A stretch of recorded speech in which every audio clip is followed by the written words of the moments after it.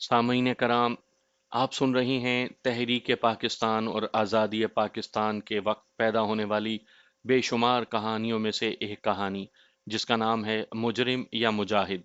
اس کہانی کے مصنف ہیں ابرار اور بیگم ابرار۔ مجھے امید ہے آپ کو میری یہ کاوش پسند آئے گی۔ آپ نے اگر ابھی تک میرا چینل مائی وائس سبسکرائب نہیں کیا تو ابھی میرے چینل کو سبسکرائب کر کے بیل نوٹیفیکیشن آن کر لیجئے، تاکہ آنے والی ہر نئی کہانی کی اطلاع بر وقت آپ تک پہنچ سکے۔ لڑکیاں وہی قسمت والی تھیں جو پاکستان حاصل کرنے کے جہاد میں شامل ہوئی تھیں۔ آج وہ 1946 اور 1947 کے وقت کے اپنے کارنامے فخر سے اپنے بچوں کو سناتی ہوں گی۔ لوگ ان کی کہانیاں پڑھ کر انہیں خراج تحسین پیش کرتے ہوں گے، مگر میں جب ان بہنوں کے یہ کارنامے پڑھتی ہوں تو میرا سر شرم سے جھک جاتا ہے۔ قسمت اور حالات کا تماشا دیکھیں کہ میری ان مجاہدہ بہنوں کی جرت کہاں استعمال ہوئی اور میں نے جرت کہاں استعمال کی۔ کبھی میرا ضمیر مجھے شرمسار کرتا ہے، کبھی میں ضمیر کو شرمسار کرتی ہوں۔ میری کہانی سن کر آپ مجھے گناہگار کہیں گے۔ میرے بعض بزرگ اور نظام مصطفیٰ کے نعرے لگانے والے لوگ کانوں پر ہاتھ رکھ کر کہیں گے، ایک عورت کی یہ جرت، یہ بے حیائی، ایسی عورت کو سنگسار کر دینا چاہیے۔ نظام مصطفیٰ میں ایسی عورت کا وجود برداشت نہیں کیا جائے گا۔ مجھ پر جو بیتی ہے وہ میں ضرور سناؤں گی۔ آپ کے دماغ میں جو فتویٰ آئے مجھ پر تھوپ دیں۔ انہی دنوں کا ذکر ہے جب میرے ساتھ کی لڑکیاں چار دیواری کے قید خانے توڑ کر آزادی کے جہاد میں شامل ہوئی تھیں۔ میری شادی کی تیاریاں ہو رہی تھیں جب لڑکیوں پر آنسو گیس پھینکی جا رہی تھی، انہیں سڑکوں پر پولیس گھسیٹ رہی تھی، اور لڑکیاں برقعوں سے نکل کر پولیس کی لاٹھیوں اور گولیوں کی پرواہ نہ کرتے ہوئے سرکاری عمارتوں پر جھنڈے لہراتی اور اپنے بھائیوں کو جانیں قربان کرنے کے لیے مشتعل کیے رکھتی تھی۔ میرے گھر میں برادری کی ان پڑھ عورتیں ڈھولکی پر بے سرے گانے گایا کرتی تھی۔ مجھے رتی برابر خوشی نہیں تھی۔ کبھی تو اکیلے میں میرے آنسو نکل آتے تھے۔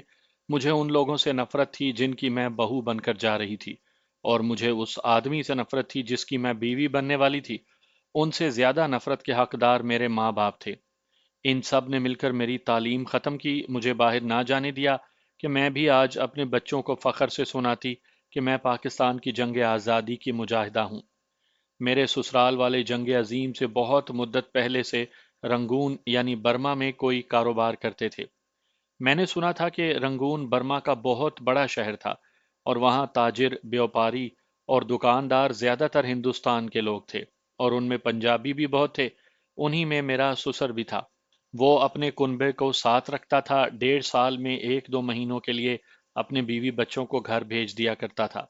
جب جنگ عظیم شروع ہوئی تو یہ کنبہ پنجاب میں اپنے گھر میں تھا۔ میرا سسر اور اس کے 2 بیٹے اس کے ساتھ رنگون میں تھے۔ یہ لوگ امیر تو نہیں تھے، آسودہ حال اور خوشحال تھے۔ 1941 میں اس گھر میں اچانک ماتم شروع ہو گیا۔ جاپان کی فوج نے برما پر حملہ کر دیا تھا۔ شاید اخباروں سے معلوم ہوا تھا کہ رنگون سے ہندوستانی باشندے، تاجر وغیرہ بھاگ آئے ہیں، اور ان میں سے بہت سے مارے گئے ہیں۔ معلوم نہیں یہ کہاں تک سچ تھا کہ جاپانیوں اور برمیوں نے ہندوستانیوں کی دکانوں اور گھروں کو لوٹ لیا ہے، اور ہزاروں کنبے وہاں سے پیدل ہندوستان کو چل پڑے ہیں۔ اگر آپ جغرافیہ پڑھے ہیں تو آپ کو سمجھ آ سکتی ہے کہ رنگون سے پیدل آتے ہوئے یہ لوگ برما کے جنگلوں اور پہاڑوں میں سے کس طرح گزرے ہوں گے، اور ایسے دشوار گزار علاقے میں کتنے ہندوستان پہنچے اور کتنے مرے ہوں گے۔ اس وقت میری عمر 12-13 سال تھی۔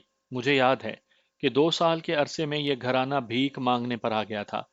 میرے سسر اور اس کے بیٹوں کی کوئی اطلاع نہیں مل رہی تھی کہ زندہ ہیں یا برما کے جنگلوں میں مارے گئے ہیں۔ 2 سال کے بعد اس گھر میں خوشیاں منائی جانے لگیں۔ انہیں میرے سسر کا خط ملا کہ وہ کلکتہ پہنچ گئے ہیں اور وہیں کاروبار کی صورت نکل آئی ہے۔ اس وقت میرے فرشتوں کو بھی معلوم نہیں تھا کہ میں اس گھر میں دلہن بن کر جاؤں گی۔ ان لوگوں کے متعلق میں اتنا ہی جانتی تھی کہ ہماری ذات اور برادری کے لوگ ہیں۔ ان کا محلہ ہمارے محلے سے تھوڑا ہی دور تھا۔ خط کے ساتھ کچھ رقم بھی آ گئی تھی، جس سے اس گھر میں طریقے سلیقے کی ہانڈی ایک بار پھر پکنے لگی۔ ان کے دن پھر گئے۔ کوئی 1 سال گزرا ہوگا کہ میرا سسر اور اس کے بیٹے آ گئے۔ یہاں انہوں نے اپنا کاروبار شروع کر لیا، لیکن ان کی مالی حیثیت کچھ زیادہ بہتر نہ ہو سکی۔ محلے برادری میں ان کا شمار نہایت معمولی گھرانوں میں ہوتا تھا، جن کے متعلق بعض اوقات یہ بھی پتہ نہیں چلتا کہ محلے میں موجود بھی ہیں یا نہیں۔ پھر اچانک یوں ہوا کہ ان کے گھر پیسوں کی بارش ہونے لگی۔ انہوں نے ہندوؤں کے ساتھ مل کر دکانداری کے علاوہ ٹھیکے داری بھی شروع کر دی تھی۔ مجھے بالکل معلوم نہیں کہ یہ ٹھیکے داری اور یہ کاروبار کیا تھا۔ کم از کم میرا اس گھرانے کی کسی لڑکی یا عورت کے ساتھ میل جول نہیں تھا۔ بہت تھوڑی مدت میں یہی گھرانہ، جس نے پہلے خوشحالی پھر بڑی سخت غربت دیکھی تھی اور جس کی موجودگی کا کبھی احساس نہیں ہوتا تھا، برادری کا اہم گھرانہ بن گیا۔ اس گھر کے سامنے دیگیں پکنے لگیں، کبھی پتہ چلتا کہ آج 3 دیگیں پک کر داتا دربار جا رہی ہیں، کبھی غریبوں کے لیے دیگیں پکتی تھی، لیکن زردہ پلاؤ محلے اور برادری کے گھروں میں بھیجا جاتا تھا۔ کبھی میلاد کی محفل کا اعلان ہوتا، ساری برادری کو مدعو کیا جاتا اور گلی میں دیگوں کی قطار پک رہی ہوتی۔ میرے سسر نے خیرات کا ایک طریقہ یہ بھی اختیار کیا کہ ہماری ایک ہی آبادی میں جو 4 مسجدیں تھیں، ان میں سے کسی نہ کسی کو چندہ دیتا اور جمعے کے خطبے کے دوران اس کا باقاعدہ اعلان کرواتا۔ اس کے ساتھ ہی اس نے برادری کے غریب گھرانوں پر بھی نوازشیں شروع کر دیں، مگر ان دیگوں، میلاد کی تقریبوں، مسجدوں کی اور برادری کے 2 4 گھروں کی مالی امداد سے مراد صرف نمائش تھی، اور یہ سب اپنی امیری کی پبلسٹی کے ڈھنگ تھے۔ یہ لوگ کسی غریب گھر کو 150 روپے دے دیتے تو ہر کسی کو سناتے پھرتے۔ پاکستان میں جس طرح دولت انسان کو لیڈر اور دانش مند بنا دیتی ہے، اور جس طرح دولت ہر عیب پر پردہ ڈال دیتی ہے، اسی طرح اس وقت بھی ہوتا تھا جب ہم آزاد نہیں ہوئے تھے۔ میرا ہونے والا سسر بھی روپے پیسے کی بدولت برادری کا لیڈر بن گیا۔ برادری اس سے صلاح مشورہ لینے لگی۔ اس کا بیٹا جوان تھا، اسے بیٹیوں والے رشتوں کے پیغام بھیجنے لگے، مگر میری قسمت پھوٹی کہ لڑکے کی ماں اور بہنوں نے مجھے پسند کیا۔ اگر میری ماں نے انہیں میرے لیے در پردہ پیغام بھیجا تھا تو یہ میرے علم میں نہیں۔ مجھے یہی معلوم ہے کہ ادھر سے اشارہ ملا، ادھر میرے ماں باپ نے ہاں کر دی اور شادی کی تیاریوں میں مصروف ہو گئے۔ میری شادی تو کہیں نہ کہیں ہونی ہی تھی۔ میری اپنی کوئی پسند نہیں تھی، میں پردہ دار لڑکی تھی۔ میں قوم کی انہی بیٹیوں میں سے تھی جنہیں جس کے ساتھ ڈولی میں بٹھا کر روانہ کر دیں وہ اسی کی باندی بن جاتی ہیں۔ وہ چاہے کالا ہو بھدا ہو، بیٹی ماتھے پر شکن نہیں پڑنے دیتی۔ میری بھی شادی اسی طرح ہوئی تھی اور میں ذہنی طور پر اس کے لیے تیار تھی، مگر میں بی اے کرنے کا ارادہ رکھتی تھی۔ ابھی تو میں 2nd ایئر میں تھی، 1 ہفتوں تک امتحان ہونے والے تھے۔ بی اے کے بعد شادی کا ارادہ تھا، وہ لوگ منگنی کے لیے آ گئے۔ یہ رسم غیر ضروری تھی، لیکن رشوت کے ذریعے جو ٹھیکے لیے جاتے تھے ان سے حاصل کی ہوئی دولت کو کہیں پھینکنا ضروری تھا۔ وہ 30 اور 40 کے درمیان افراد کی بارات سی لے کر منگنی کے لیے آئے، ساتھ میں کپڑے، لڈوؤں کا ٹوکرا، انگوٹھی اور نہ جانے کیا کیا اٹھا لائے۔ میرے ماں باپ اتنے خرچ پر پوری شادی کر ڈالتے، مگر منگنی کی تقریب ہمیں اس لیے برداشت کرنی پڑی کہ یہ لڑکے والوں کی خواہش تھی۔ لڑکی والے تو بیچارے غلام ہوتے ہیں، لڑکے والوں کا ہر حکم مانتے اور خدا کا شکر ادا کرتے ہیں کہ لڑکی کے بوجھ سے آزاد ہوئے۔ لڑکے والوں کی یہ فرمائش بھی پوری کرنی پڑی کہ منگنی کی بارات کو ہم ایک وقت کا کھانا کھلائیں۔ میں 3 روز کالج نہ جا سکی، تیاریوں کے لیے گھر میں میری ضرورت تھی۔ مجھے ماں باپ کا پیسہ ایک غیر ضروری رسم پر ضائع ہونے کا اتنا افسوس نہیں تھا جتنا کالج نہ جانے کا۔ منگنی ہوئی، میرے حصے میں ایک انگوٹھی اور کپڑوں کے 2 جوڑے آئے جو ہمیں بہت ہی مہنگے پڑے۔ لڈوؤں کا ٹوکرا محلے اور برادری والے کھا گئے، اور کئی گھروں کے گلے شکوے آئے کہ ہم نے انہیں لڈو نہیں بھیجے۔ انہیں بازار سے خرید کر لڈو بھیجے گئے، مگر گلے شکوے قائم رہے کیونکہ یہ لڈو بازار کے ہیں، منگنی کے تو نہیں۔ مہمان چلے گئے تو ہماری حالت ایسی تھی جیسے بگولا آیا اور سب کچھ اڑا کر لے گیا ہو۔ والد صاحب کے چہرے پر پیلاہٹ صاف نظر آ رہی تھی۔ میرا کوئی بڑا بھائی نہیں تھا۔ میں نے والد صاحب سے کہا کہ انہیں اتنا بوجھ اپنے سر لینا ہی نہیں چاہیے تھا، صاف کہہ دیتے کہ ایسی رسم کی ضرورت نہیں، ہم منگنی کے بغیر شادی کریں گے۔ والد صاحب نے ایسا جواب دیا کہ میں ان کے منہ کی طرف دیکھتی رہ گئی۔ تمہارا دماغ چل گیا ہے، انہوں نے تعجب کے لہجے میں کہا۔ برادری میں ہمیں ذلیل کرنے کا ارادہ تھا۔ ہم تو خدا کا شکر ادا کرتے ہیں کہ اتنا اچھا اور اتنا امیر گھرانہ اور اتنی زیادہ آمدنی والا لڑکا مل گیا ہے۔ لوگ مجھے آنکھیں پھاڑ پھاڑ کر دیکھتے ہیں کہ یہ شخص کتنا خوش قسمت ہے۔ اگر منگنی کے لیے اتنے لوگ آئے تھے تو شادی پر تو 1,000 کی بارات ہوگی، میں نے کہا۔ چاہے 2,000 ہو، والد صاحب نے بڑی دلیری سے کہا۔ انسان اپنی عزت کے لیے کماتا ہے، ضرورت پڑی تو ادھر ادھر سے کچھ رقم پکڑ لوں گا۔ 2-3 ساہوکار ہندو اپنے دوست ہیں، ہم ادا کرتے رہیں گے۔ ایسی ہی باتیں میری ماں نے کی جن سے میرے والد صاحب کا حوصلہ بڑھ گیا۔ ماں بھی خدا کا شکر ادا کر رہی تھی کہ اتنا اونچا گھرانہ مل گیا ہے۔ یہ ہمارے معاشرے کا دستور ہے کہ ماں باپ اپنی بیٹیوں کے لیے ایسا گھرانہ تلاش کرتے ہیں جو خوشحال ہو اور جس کا بڑا نام ہو۔ ظاہری طور پر یہ بیٹی کی سکھی زندگی کے لیے کیا جاتا ہے، لیکن حقیقت یہ ہے کہ بڑوں سے رشتہ داری جوڑ کر ماں باپ اپنی شان بڑھانا چاہتے ہیں۔ یہ تو دیکھ لیتے ہیں کہ لڑکے کی آمدنی زیادہ ہے، بلکہ آج کل بالائی آمدنی کا اظہار بھی بلا جھجک کیا جاتا ہے، مگر یہ نہیں دیکھا جاتا کہ لڑکے میں اپنی عقل استعمال کرنے کی صلاحیت ہے بھی یا نہیں، اور اس میں خاوند بننے کے کتنے کچھ اوصاف ہیں۔ لڑکی کے ماں باپ اتنی چھان بین کرنے کے بجائے اسی سے خوش ہو جاتے ہیں کہ ان کی بیٹی کا رشتہ طے ہو گیا ہے۔ لڑکے کے بجائے لڑکی والوں کو دیکھنا ضروری ہوتا ہے، کیونکہ ہمارے ملک میں شادی لڑکی لڑکے کے دو خاندانوں کی شادی ہوتی ہے۔ مجھے یہ دیکھ کر بہت رنج ہوا کہ میرے تعلیم یافتہ اور اچھے عہدے والے والد صاحب بھی زمانے کے دستور کے پابند تھے، اور وہ اپنی جھوٹی عزت اور شان کے لیے ساہوکار سے قرض لینے کو بھی تیار تھے۔ مجھے ایک اور غم کھانے لگا تھا۔ منگنی سے پہلے میری ہونے والی ساس اور اس کی بہنیں ہمارے گھر 2-3 بار آئی تھیں۔ ان کے گھر تعلیم حاصل کرنے کا دستور نہیں تھا۔ انہوں نے مجھے کہا تھا کہ میں تعلیم ترک کر دوں۔ ساس کے الفاظ آج بھی مجھے یاد ہیں۔ کیا فائدہ مغز کھپانے کا؟ مجھے دیکھو، الف سے بے بھی نہیں پڑھی، لیکن ساری برادری جھک کر سلام کرتی ہے۔ اور اس نے اپنی امیری کی بڑی لمبی تفصیل سنا ڈالی۔ پھر انہوں نے باری باری اپنے لڑکے کی ایسی ایسی تعریفیں کی کہ اسے سیف الملوک بنا دیا، جس پر پریاں عاشق ہو گئی تھیں۔ میں نے اس لڑکے کو بچپن میں شاید کبھی دیکھا تھا، اتنا سنا تھا کہ لڑکا واقعی خوبصورت ہے۔ میں نے کہا کہ میں بی اے تو ضرور کروں گی، مگر ساس اور اس کی بیٹیوں نے جو باتیں کی ان سے مجھے یہی خطرہ دکھائی دینے لگا کہ یہ بدبخت مجھے ایف اے بھی نہیں کرنے دیں گی۔ منگنی والے دن ساس نے سنجیدگی سے کہا کہ میں کالج جانا چھوڑ دوں۔ میں نے اسے اس سے زیادہ سنجیدگی سے جواب دیا کہ اگر آپ ہی کا حکم چلے گا تو اس سے پہلے ایف اے ضرور کروں گی۔ ساس کے چہرے سے پتا چلتا تھا کہ اس نے برا منایا ہے۔ منگنی کر کے سب چلے گئے تو ماں نے مجھے بہت ڈانٹا کہ میں اپنی اتنی اچھی قسمت میں بٹے ڈال رہی ہوں۔ مجھے ایسا جواب نہیں دینا چاہیے تھا۔ میں یہ جواب دیتی کہ اچھا خالہ جی، جیسے آپ حکم دیں گی میں ویسے ہی کروں گی۔ میرے عزم اور میرے جذبے وہیں ختم ہو گئے، اور دل کو جیسے کسی نے چڑیا کے بچے کی طرح مٹھی میں جکڑ لیا ہو۔ منگنی کے بعد ایک اور رو چل پڑی۔ یہ عجیب و غریب باتوں کی رو تھی۔ یہ ان 3 گھرانوں کی طرف سے چلی تھی جن کی بیٹیوں کو میرے ہونے والے سسرال نے قبول نہیں کیا تھا۔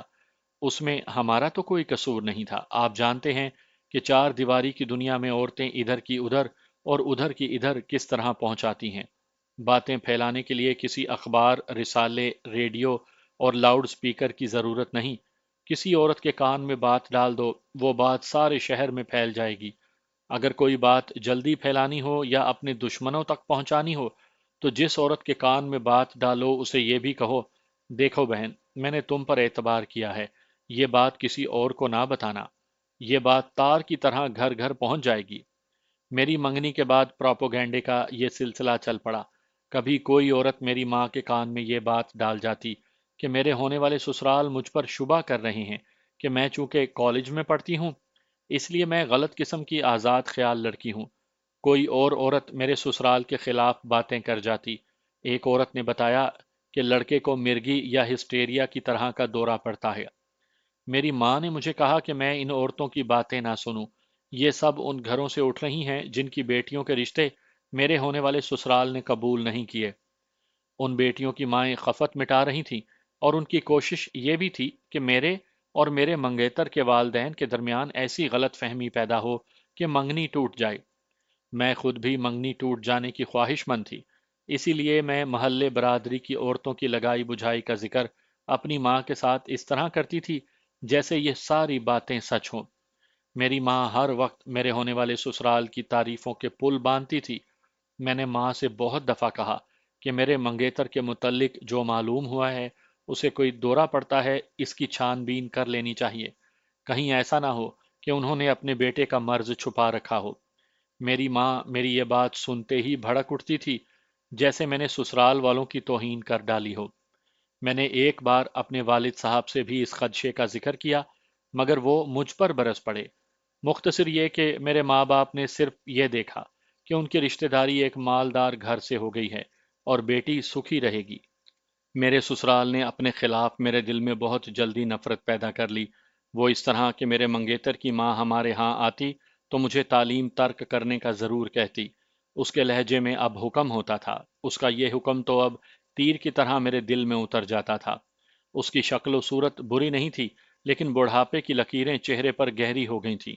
اس عمر میں وہ نوجوان لڑکیوں کی طرح بلکہ دیہاتی لڑکیوں کی طرح زیور پہنتی تھی۔ یہ دولت کی نمائش تھی، دولت کی نمائش اس کی ہر بات میں ہوتی تھی۔ وہ ایسی ایک دو باتیں بھی کہہ جاتی تھی جیسے اپنے مقابلے میں ہمیں غریب سمجھ رہی ہو۔ اس کی بیٹیاں بھی آتی تھیں، انہیں دیکھ کر مجھے اس لیے ذرا سی خوشی ہوتی تھی کہ میری ہم عمر ہیں، مگر وہ ماں سے بڑھ کر شوباز تھیں۔ غیر قدرتی سے لہجے میں باتیں کرتی تھیں جسے بننا کہتے ہیں۔ یہ تو ایک قسم کی مایوسی اور اذیت تھی جس سے میرا سکون تباہ ہو گیا۔ ایک مایوسی اور قسم کی بھی تھی جو زیادہ اذیت ناک تھی۔ میں نے ایف اے تو کر لیا، مگر تھرڈ ایئر میں داخلہ نہ لینے دیا گیا۔ میں ماں سے داخلے کے لیے کہتی تو ماں میرے سسرال کا حوالہ دے کر کہتی کہ وہ پسند نہیں کرتے۔ کسی طرح یہ خبر ادھر بھی پہنچ گئی کہ میں تھرڈ ایئر میں داخلہ لینا چاہتی ہوں۔ میری ساس اپنا حکم لے کر آئی اور اس کی بیٹیاں اپنے بھائی جان کا حکم لے کر آئیں کہ میں داخل نہیں ہو سکتی۔ ساس نے تو یہاں تک کہہ دیا کہ ہمارا گھر زکوٰۃ اور خیرات دینے والا ہے، میلاد کے ہم پابند ہیں، ہمارے گھر میں یہ بے حیائی پسند نہیں کی جاتی کہ لڑکی کالج جائے۔ میں یہ بھی برداشت کر لیتی، لیکن جو اذیت مجھ سے برداشت نہ ہو سکی وہ یہ تھی کہ مجھے تحریک پاکستان سے الگ کر دیا گیا تھا۔ میری ایف اے تک کی ہم جماعت لڑکیاں میرے گھر آتی تھیں، میری ماں سے کہتی تھی کہ مجھے اگر کالج داخل نہ کیا جائے تو جب کبھی اسٹوڈنٹ فیڈریشن کا اجلاس ہو اس میں مجھے شامل ہونے سے نہ روکا جائے، مگر مجھے روک دیا گیا۔ میری ماں کے دماغ پر میرے سسرال والے بھوت کی طرح سوار تھے۔ میرے بھائی چھوٹے تھے، والد صاحب کی ذہنیت میری ماں سے بہتر نہیں تھی۔ وہ دن رات میری شادی کی تیاریوں میں مصروف رہتے تھے۔ شادی کا دن مقرر کرنے کی ابھی کوئی بات نہیں ہو رہی تھی۔ میری ہم جماعت سہیلیاں کبھی کبھی میرے پاس آتی تھیں۔ وہ مجھے تحریک پاکستان کی خبریں اور طالبات کی سرگرمیاں سنا کر مجھے انگاروں پر پھینک جاتی تھیں۔ میرے سسرال کو شاید شادی کی جلدی نہیں تھی، میرے ماں باپ کو یہی فکر لگا رہتا تھا کہ شادی جلد ہو۔ میں کبھی کبھی حیران بھی ہوتی تھی کہ وہ لوگ اتنی دیر کیوں کر رہے ہیں۔ ایک روز میرے محلے کی ایک سہیلی نے مجھے مصدقہ خبر سنائی کہ میرے منگیتر کو مرگی کی قسم کا کوئی دورہ پڑتا ہے اور ماں باپ اس کا علاج کروا رہے ہیں اور وہ اسے عاملوں اور پیروں فقیروں کے پاس بھی لے جاتے ہیں۔ میری اس سہیلی کی ایک رشتہ دار لڑکی میرے سسرال کے محلے میں رہتی تھی۔ وہ میرے منگیتر کی ایک بہن کی گہری سہیلی تھی۔ وہ میرے سسرال گھر میں بیٹھی تھی کہ اس کے سامنے میرے منگیتر کو دورہ پڑا۔ اس لڑکی کو بڑی ہوشیاری سے ادھر ادھر کر دیا گیا، لیکن وہ جو کچھ دیکھ چکی تھی وہ اس کی آنکھوں اور اس کے ذہن سے نہیں اتارا جا سکتا تھا۔ چار دیواری کی دنیا کی دیواروں کے چار چار کان ہوتے ہیں۔ راز فاش ہو گیا اور مجھ تک پہنچ گیا، مگر میں نے اپنی ماں کے ساتھ بات کی تو وہ میری سہیلی کو اور خبر لانے والی لڑکی کو گالیاں دینے لگی۔ کہنے لگی کہ یہ لوگ حاسد ہیں، ہماری قسمت دیکھ کر جلتے ہیں۔ پھر اس نے اس پراپوگنڈے کا ذمہ دار ان عورتوں کو ٹھہرایا جن کی بیٹیوں کے رشتے میرے سسرال نے قبول نہیں کیے تھے۔ میں اس اطلاع کو جھوٹ نہیں سمجھی تھی، مگر میری وقت ان لڑکیوں جتنی تھی جنہیں کبھی سر عام نیلام کیا جاتا تھا۔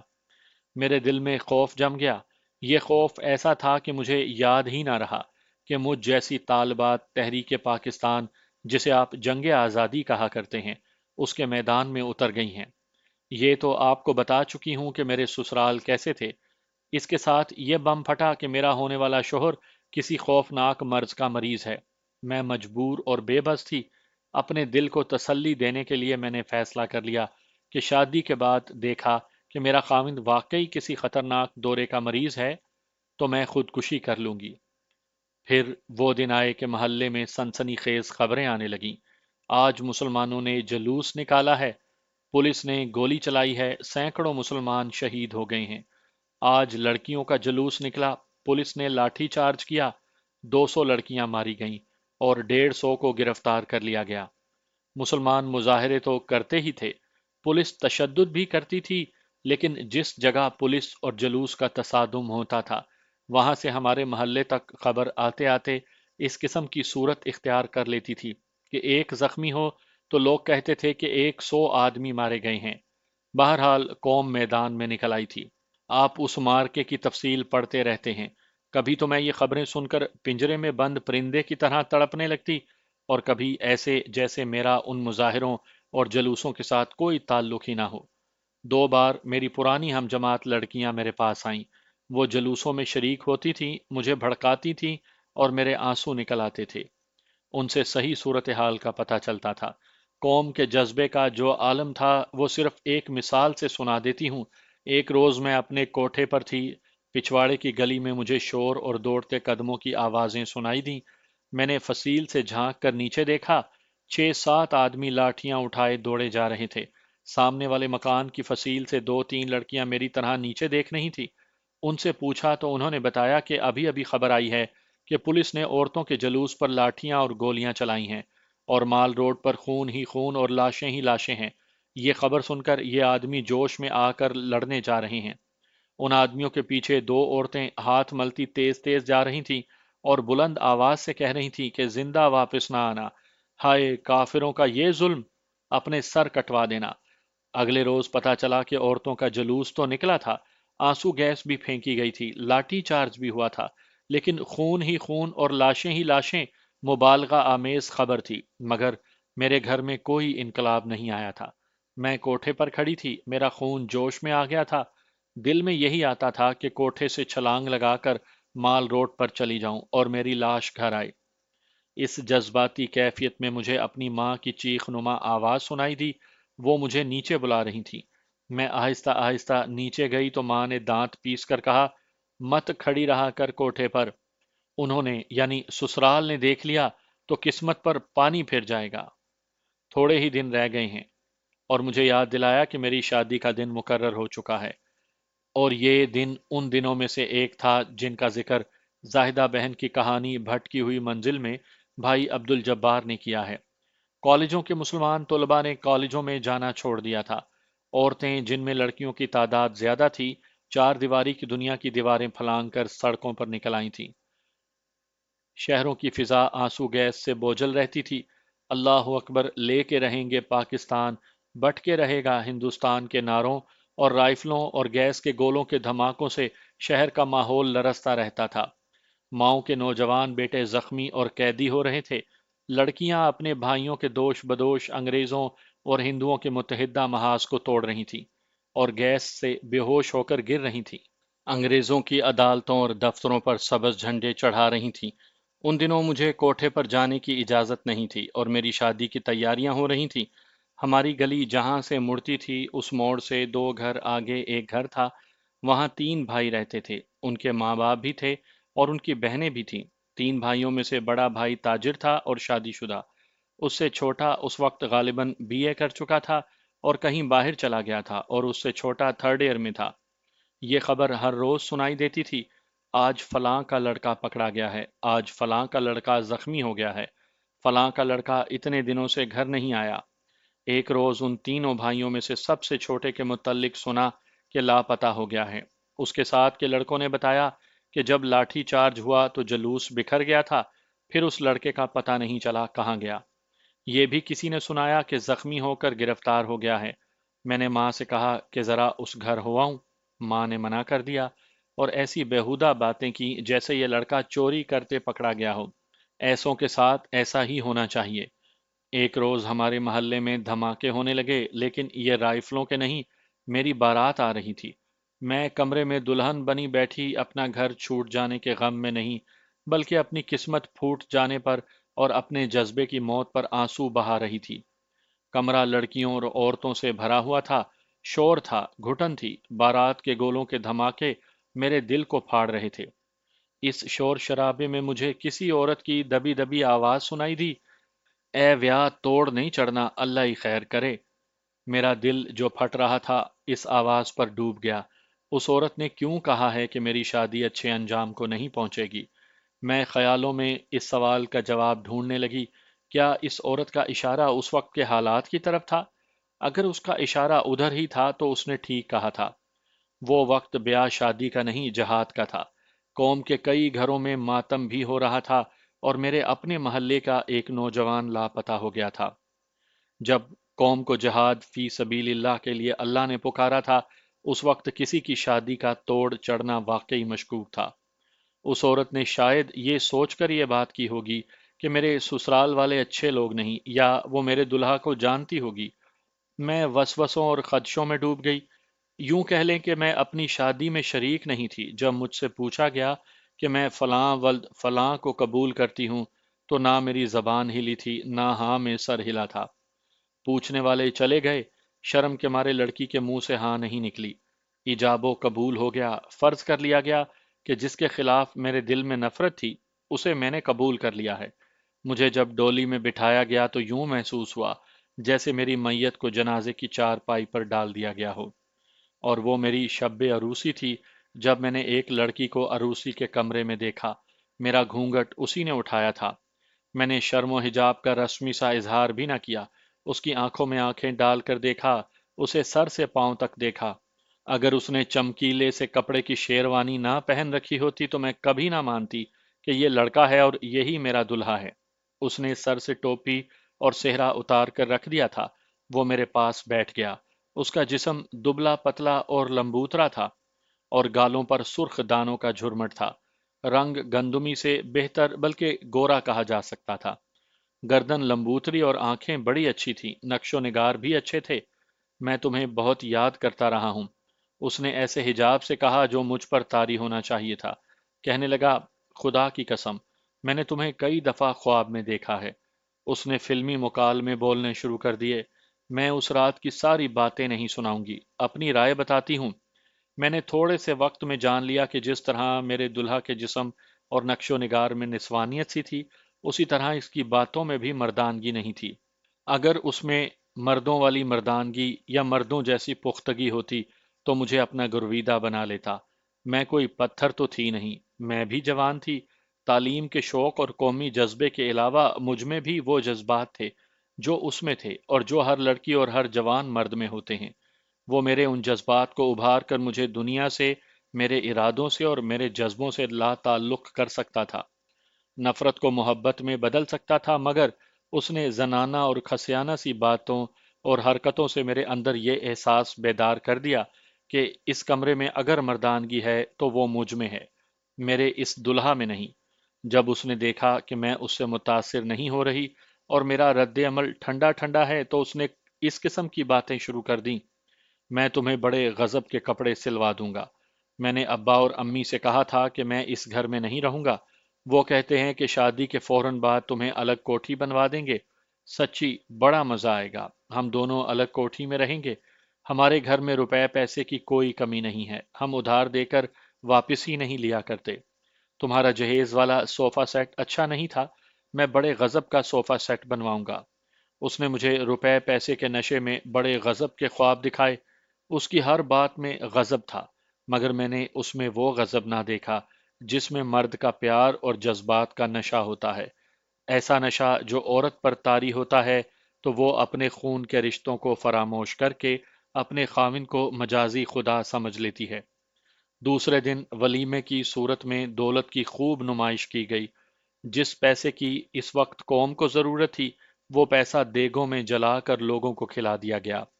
میں میکے آئی، پھر سسرال گئی۔ میری ساس عورتوں کو میرا جہیز دکھاتی تھی تو اس کی باتوں میں طنز ہی طنز تھا۔ وہ یہ ضرور کہتی تھی کہ فلاں چیز نہیں ہے، لیکن ہمیں کس چیز کی پرواہ ہے، انہیں ہم خود بنا دیں گے۔ یہ بات میرے سامنے ہوتی تھی۔ جہیز کو ہر کوئی لعنت سمجھتا ہے، لیکن نظریں ہر کسی کی جہیز پر ہی لگی ہوتی ہیں۔ لڑکی دیکھ کر رشتہ مانگا جاتا ہے، لڑکی خوبصورت ہو، سگڑ ہو، شرم والی ہو، پھر گھر دیکھا جاتا ہے کہ ساتھ کیا دیں گے۔ لڑکی کے مقابلے میں لڑکے کی تعریفوں کے پل باندھے جاتے ہیں۔ خواہ وہ کاٹھ کا الو اور موم کا محمد علی ہی کیوں نہ ہو۔ میرے دلہا کی بھی تعریفوں کے پل باندھے گئے تھے، مگر دیکھا تو پتا چلا کہ یہ پل صراط ہے جس سے میں نہیں گزر سکوں گی۔ پانچویں چھٹی رات تھی، اس رات تک میں اپنے دلہا پر غالب آ چکی تھی۔ مٹی کے اس خوبصورت مادھو کو میں جان گئی تھی کہ کیا ہے۔ اس نے میرے آگے ہتھیار ڈال دیے تھے، اس کے سوا وہ اور کچھ بھی نہیں کر سکتا تھا، لیکن اپنے آپ میں وہ جو کمی محسوس کر رہا تھا اسے وہ فلمی مکالموں کے ذریعے اور دولت کی نمائش سے پوری کرنے کی کوشش کرتا تھا۔ پانچویں چھٹی رات وہ اسی طرح کی کھوکھلی اور بے معنی باتیں کر رہا تھا۔ میں نے اسے کہا کہ انسان کا اوڑھنا بچھونا پیسہ ہی نہیں ہوتا، آپ ہر وقت مجھ پر امیری کا روب نہ ڈالتے رہا کریں، یہ پیسہ بچا کر رکھیں، آگے چل کر کام آئے گا۔ اگر ہماری ایک بھی بیٹی ہوئی تو اسے بیانے میں ہی آدھی امیری ختم ہو جائے گی۔ اس نے عجیب طرح سے ہنس کر کہا، ہمیں جہیز کی کوئی پرواہ نہیں، ہم تمہارے باپ کی طرح نہیں کہ ایک ہی بیٹی کو جہیز دے کر مقروض ہو جائیں، ہم 10 لڑکیوں کو اتنا جہیز دے سکتے ہیں کہ دنیا حیران رہ جائے۔ میں تو پہلے ہی بھری بیٹھی تھی، مجھے یہ بھی معلوم تھا کہ ان کے ہاں قارون کا خزانہ نہیں، امیر ضرور ہیں لیکن اتنے نہیں جتنی بڑ ہانکتے ہیں۔ بڑ کے نشے میں اس نے میرے ماں باپ پر طنز کی تو میں نے اپنے غصے پر قابو پا کر اسے کہا، انسان کی دولت روپیہ پیسہ نہیں ہوتی، خوبصورتی سے بھی آپ کسی کو اپنا مرید نہیں بنا سکتے، آپ میں اس دولت کی ایک رتی بھی نہیں جس پر میں فخر کر سکتی۔ وہ گھبرا گیا، کوئی جواب نہ دے سکا، کھسیانی سی کوئی بات کرنے لگا لیکن اس کی زبان ساتھ نہ دے سکی۔ میری زبان کھل گئی تھی، میں نے اسے ایسی ایسی باتیں کہہ دیں جو دلہنیں پانچویں چھٹی رات ہی اپنے دلہوں سے نہیں کہہ سکتی۔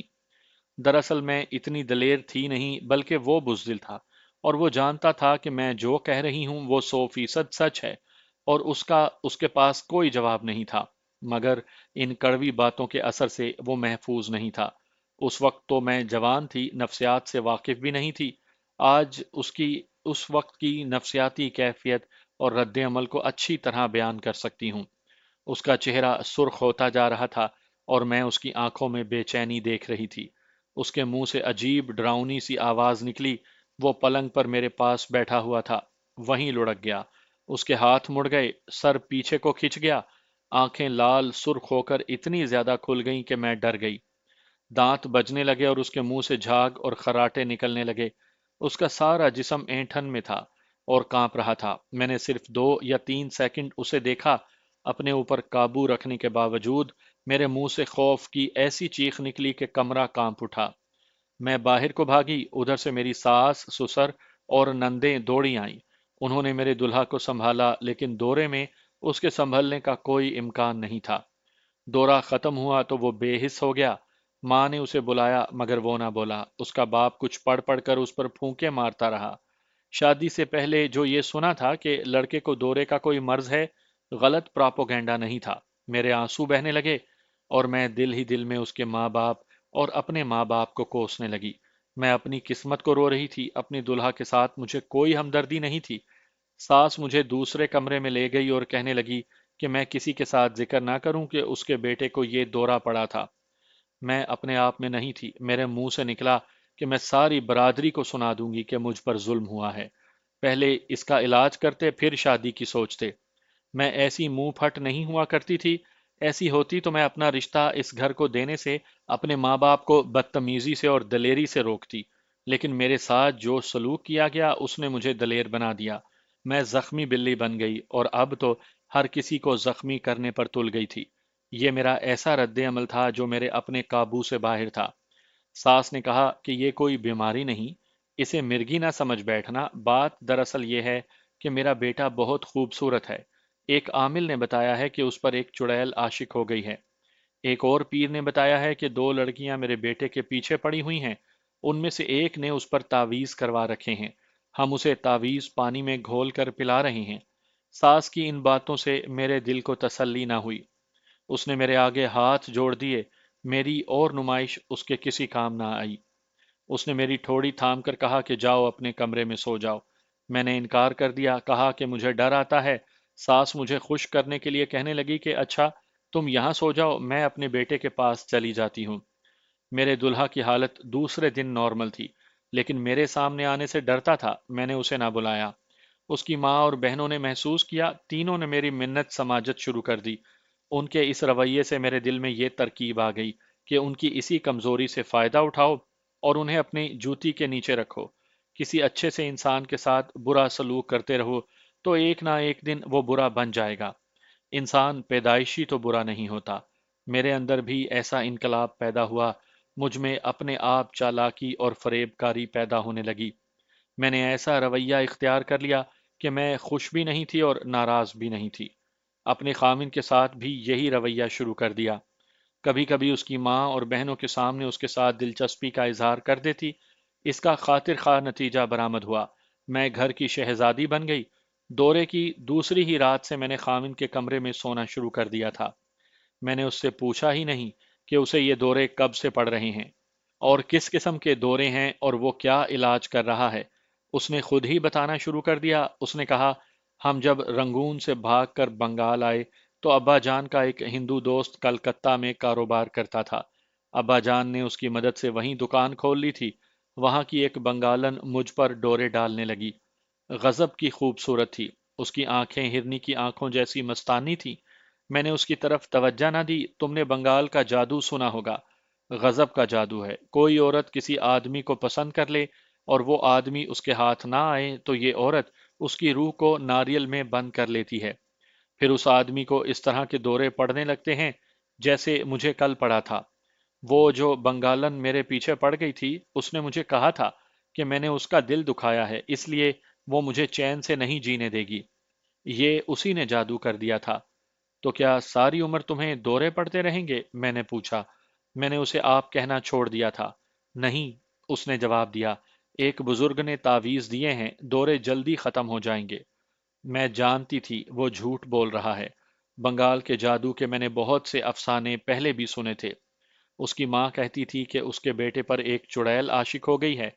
دوروں کی وجہ مجھے بہت عرصے کے بعد معلوم ہوئی۔ اس کے خیالات گندے تھے اور اس نے ان خیالات سے مغلوب ہو کر اپنے جسم کی حالت ایسی کر لی تھی جیسے لکڑی کو اندر سے دیمک کھا کر کھوکھلا کر دیتی ہے۔ اب اسے 8ویں 10ویں روز دورہ پڑنے لگا۔ دورہ رات کو ہی پڑتا تھا جب میں اس کے ساتھ ہوتی تھی۔ میں عادی ہو گئی اور مجھے ڈر بھی نہیں لگتا تھا۔ آپ سمجھ سکتے ہیں کہ میرے جذبات کا کیا حال ہوتا ہوگا اور میری ازدواجی زندگی کا مستقبل کتنا نازک تھا۔ مجھے اس عورت کی آواز سنائی دینے لگی جس نے شادی والے دن میرے کمرے میں کہا تھا، اے ویا توڑ نہیں چڑھنا۔ اس کے دوروں سے مجھے یہ فائدہ ہوا کہ ساس اور نندے مجھے سر آنکھوں پر بٹھانے لگیں۔ وہ ڈرتی تھی کہ میں راز فاش کر دوں گی۔ میں بدکار تو نہ ہوئی لیکن مجھ میں عیاری پیدا ہوتی گئی۔ میں نے ایک روز اپنی ایک نند سے کہہ دیا کہ میں جس روز تنگ آ گئی میکے جا کر بیٹھ جاؤں گی اور عدالت میں درخواست دے دوں گی کہ دھوکے سے مجھے اس خطرناک مریض کے ساتھ بیاہ دیا گیا ہے، مجھے طلاق دلائی جائے۔ نند نے اپنی ماں کو بتایا۔ ماں نے مجھے الگ بٹھا کر میرے آگے ہاتھ جوڑے اور منت سماجت کی۔ میں نے اسے تسلی دی اور اس پر اپنا روب بھی قائم رکھا۔ آپ یوں کہہ لیں کہ میں نے سسرال کو بلیک میل کرنا شروع کر دیا۔ مجھے دوسری رعایت یہ ملی، بلکہ کھلی چھٹی یہ مل گئی کہ جب چاہتی اپنے گھر چلی جاتی اور جتنے دن چاہتی وہیں رہتی۔ میں نے ماں کو بتا دیا تھا کہ میرے خاوند کے دوروں کی خبر سچی تھی۔ اپنی ماں کو میں نے اس قدر کوسا تھا کہ وہ بھی ساس کی طرح میری منتیں کرنے لگی۔ میری ماں کو بھی اور میرے باپ کو بھی معلوم تھا کہ لڑکا دوروں کا مریض ہے۔ کچھ عرصے کے بعد مجھے اپنے خاوند سے معلوم ہوا کہ شادی کے بہت سے اخراجات میرے باپ کو میرے سسر نے دیے تھے اور یہ خاصی زیادہ رقم تھی۔ صحیح الفاظ میں اس طرح کہہ لیں کہ مجھے بیچا اور خریدا گیا تھا۔ آپ اپنے معاشرے کے دستور سے واقف ہیں۔ جوان لڑکے یا لڑکی کی شادی نہ ہو تو اسے اپنی بے عزتی سمجھا جاتا ہے۔ کہتے ہیں کہ لوگ باتیں بناتے ہیں، شادی ضرور کی جاتی ہے۔ لڑکا خواہ شادی کے قابل نہ ہو، لڑکی کو بیاہ دیا جاتا ہے، خواہ میرے خامن جیسے ذہنی اور جسمانی لحاظ سے بیکار آدمی کے ساتھ ہی بیاہ دیا جائے۔ مجھے کچھ ہوش نہیں تھی کہ ملک کی تقسیم کا اعلان کب ہوا یا نہیں۔ مظاہروں اور جلوسوں کی کوئی خبر نہیں سنائی دیتی تھی۔ میں تو اپنے آپ میں الجھی رہتی تھی۔ ایک روز میں اپنے میکے گھر گئی تو معلوم ہوا کہ ہمارے محلے کا وہ لڑکا آ گیا ہے جو لاپتہ ہو گیا تھا۔ میں اسے تو بھول ہی گئی تھی۔ ماں نے مجھے بتایا کہ اس کے متعلق پتہ چل گیا تھا کہ وہ زخمی ہے اور جیل میں ہے۔ اس کے ماں باپ اور بھائی اسے ملنے جیل گئے تو انہیں بتایا گیا کہ وہ ہسپتال میں ہے اور اس پر پولیس کا پہرا ہے۔ ہسپتال گئے تو پولیس نے ملنے کی اجازت نہ دی۔ سفارشوں سے صرف باپ کو اجازت ملی۔ اسے بڑی ہی دردناک خبر سنائی گئی۔ اس کے نوجوان بیٹے کی ایک ٹانگ گھٹنے سے ذرا نیچے سے کاٹ دی گئی تھی اور اس کی ایک آنکھ بھی بیکار ہو گئی تھی۔ بعد میں پتا چلا کہ اس کی ٹانگ کی ہڈی ٹوٹ گئی تھی جو جڑ سکتی تھی۔ اسے گرفتار کر کے تھانے میں لے گئے، وہاں سے اسی حالت میں جیل میں لے گئے۔ جیل والوں نے اسے قیدی کی حیثیت سے ہسپتال بھیج دیا، جہاں ایک ہندو ڈاکٹر نے ہڈی جوڑنے کے بجائے ٹانگ کاٹ پھینکی۔ تھوڑے دن پہلے اسے ٹانگ کا زخم ٹھیک ہونے کے بعد جیل میں بھیج دیا گیا اور پھر رہا کر دیا گیا تھا۔ جیل کے کسی مسلمان افسر نے اس کے گھر اطلاع دے دی تھی کہ اسے کل فلاں وقت رہا کیا جا رہا ہے۔ باپ اور بھائی اسے تانگے میں بٹھا کر گھر لے آئے تھے، ورنہ وہ ایک ٹانگ پر چل کر کیسے آ سکتا تھا؟ مجھے اب روکنے کی کوئی جرت نہیں کر سکتا تھا۔ میری ماں کو میرے سسرال کی ناراضگی کا بھی ڈر نہیں تھا۔ اس لڑکے کی بہنوں کے ساتھ میرے بڑے اچھے تعلقات تھے۔ میں ان کے گھر چلی گئی۔ وہ کرسی پر بیٹھا تھا، پاجامے میں اس کا ایک ہی پاؤں نظر آ رہا تھا اور اس کی آنکھوں میں رنگ دار چشمہ تھا، کیونکہ اس کی ایک آنکھ خراب ہو گئی تھی، بینائی رہی نہیں تھی۔ اس کی ایک بہن اس کے پاس بیٹھی تھی۔ میں پردے کی پابند تھی، لیکن اس نوجوان سے میں نے پردہ ضروری نہ سمجھا۔ میں وہیں بیٹھ گئی۔ میرا خیال تھا کہ اس کی ماں اور بہنوں کے آنسو بہہ رہے ہوں گے، اور یہ لڑکا جسے میں فرضی نام سے ابرار کہوں گی، اصل نام کچھ اور ہے۔ ابرار مایوس اور غمگین ہوگا، لیکن اس کے چہرے پر عجیب سی رونق تھی اور اس کی ماں اور بہنوں کے چہروں پر بھی اداسی نہیں تھی۔ میں نے ابرار سے افسوس کا اظہار کیا۔ اس نے مسکرا کر کہا، ہو گیا جو ہونا تھا۔ اللہ کا کرم یہ ہوا کہ میری یہ قربانی قبول ہوئی۔ ہندوستان کی تقسیم کا اعلان ہو گیا ہے۔ 14 اگست سے ہم آزاد ہوں گے۔ یہ کہیں چوری کرتے تو نہیں پکڑا گیا تھا؟ اس کی ماں نے کہا، ہم نے تو اسے اللہ کے نام پر قربان کر دیا تھا۔ اس کے والد باہر سے آئے، بیٹے کو دیکھ کر جاندار آواز میں بولے، کہو جوان، کیا سوچ رہے ہو؟ مت سوچو، تم نے فتح پائی ہے۔ میں نے اپنے آپ میں ایسی ہلچل محسوس کی جیسے مجھے اپنے خاوند کی طرح کا دورہ پڑنے لگا ہو۔ میں بیان نہیں کر سکتی کہ یہ کیا تھا۔ میرے جسم کے اندر کچھ ہو رہا تھا۔ میری نظریں ابرار کے چہرے پر جم گئیں۔ وہ درمیانے سے گھرانے کا عام سا نوجوان تھا۔ اس کا رنگ گندمی تھا۔ اس کے نقش و نگار میں ایسی کوئی دلکشی نہیں تھی کہ کوئی لڑکی اسے اس طرح دیکھنے بیٹھ جاتی جس طرح میں دیکھ رہی تھی۔ مجھے ایسے لگا جیسے وہ ابرار نہیں میں ہوں، اور میری ٹانگ آزادی کے جہاد میں کٹ گئی ہے۔ میرے اندر جو ہلچل تھی وہ مجھے سمجھ آنے لگی۔ مجھے یاد آنے لگا کہ میں بھی اسی میدان میں لڑنے کو بےتاب رہتی تھی، جس میدان کا یہ مجاہد۔ مجھے اپنی ہم جماعت لڑکیاں یاد آنے لگیں۔ مجھے اسٹوڈنٹ فیڈریشن کی سرگرمیوں میں شامل ہونے کے لیے کہا کرتی تھی، اور ماں نے مجھے سختی سے روک دیا تھا۔ مجھے وہ عورتیں بھی یاد آئیں جو ان آدمیوں کے پیچھے بھاگتی ہوئی جا رہی تھیں، جو لاٹھیاں اٹھائے جلوس میں شامل ہونے کے لیے دوڑے جا رہے تھے، اور عورتیں للکار رہی تھیں، زندہ واپس نہ آنا، سر کٹوا دینا۔ مجھے خفت اور شرم محسوس ہونے لگی کہ میں اس جہاد میں شریک نہ ہو سکی۔ مجھے اپنے ماں باپ اور اپنے سسرال والوں پر بہت غصہ آیا۔ مجھے میرے جذبے نظر آ گئے۔ یہ مرے نہیں تھے، شادی نے انہیں بری طرح زخمی کر دیا تھا۔ میں نے اپنے آپ کو پہچان لیا، مگر جب خیال آیا کہ سسرال والوں کو میں بلیک میل کر رہی ہوں تو میری آنکھوں میں تو آنسو نہ آئے، لیکن صاف محسوس ہوتا تھا کہ میرا دل لہو کے آنسو رو رہا ہے۔ میں ابرار کو دیکھتی رہی اور بےتاب ہو کر پوچھا، ٹانگ کس طرح کٹی تھی؟ اس نے عام سے لہجے میں سنایا کہ عورتوں کا جلوس تھا جس میں طالبات اور دیگر نوجوان لڑکیوں کی تعداد زیادہ تھی۔ مرد بھی ان کے پیچھے جلوس کی صورت میں جا رہے تھے۔ کالجوں کے لڑکے مستورات کی حفاظت کے لیے ان کے جلوس کے دائیں بائیں چلے جا رہے تھے۔ ان کے آگے بھی سربکف نوجوان جا رہے تھے، نعرے گرج رہے تھے، بٹ کے رہے گا ہندوستان، لے کے رہیں گے پاکستان۔ اس وقت کے پنجاب کے وزیر اعلیٰ خضر حیات ٹوانا کے خلاف مرد آباد کے نعرے بھی لگ رہے تھے۔ پولیس نے جلوس کو روکا، طلباء اور سارے نوجوان مستورات کے آگے ہو گئے۔ پولیس نے رسمی اعلان کے بعد آنسو گیس پھینکی اور ساتھ ہی مردوں پر لاٹھی چارج شروع کر دیا۔ ہڑبونگ برپا ہو گئی۔ ایک لڑکی سڑک سے ہٹ کر بھاگی، اس کے پیچھے ایک پولیس والا دوڑا آ رہا تھا، وہ شاید تھانے دار تھا۔ لڑکی فٹ پاتھ پر ٹھوکر کھا کر گری۔ دو سپاہی لاٹھیاں اٹھائے دوڑے آ رہے تھے۔ تھانے دار نے گری ہوئی لڑکی کے دونوں بازو پکڑ لیے۔ لڑکی پیٹ کے بل پڑی تھی۔ ابرار نے دیکھ لیا تھا۔ وہ بہت تیز دوڑا اور تھانے دار کو اتنی زور سے دھکا دیا کہ تھانے دار لڑکی کے بازو چھوڑ کر دور جا پڑا۔ ابرار چونکہ دوڑتا گیا تھا اس لیے وہ سنبھل نہ سکا، وہ بھی گرا۔ پولیس والوں نے اسے اٹھنے نہیں دیا۔ تھانے دار ہندو تھا، اس نے اینٹ اٹھا کر گرے ہوئے ابرار کو پوری قوت سے ماری۔ اس وقت ابرار پیٹھ کے بل پڑا تھا۔ اینٹ گھٹنے کے نیچے ہڈی پر لگی اور ہڈی ٹوٹ گئی۔ سپاہیوں نے اسے لاٹھیاں ماری۔ تھانے دار نے حکم دیا کہ اسے پکڑ کر تھانے لے چلو۔ اس کے ساتھ ہی اس نے اپنے ریوالور کو نالی سے پکڑ کر دستہ ابرار کو مارا۔ دستے کے نیچے والا سرا ابرار کی آنکھ میں لگا، جس سے اس کی آنکھ کچلی گئی اور بیٹھ گئی۔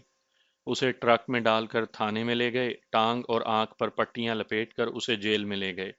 جیل والوں نے اسے لینے سے انکار کر دیا۔ پولیس اسے ہسپتال لے گئی جہاں وہ زیر حراست رہا۔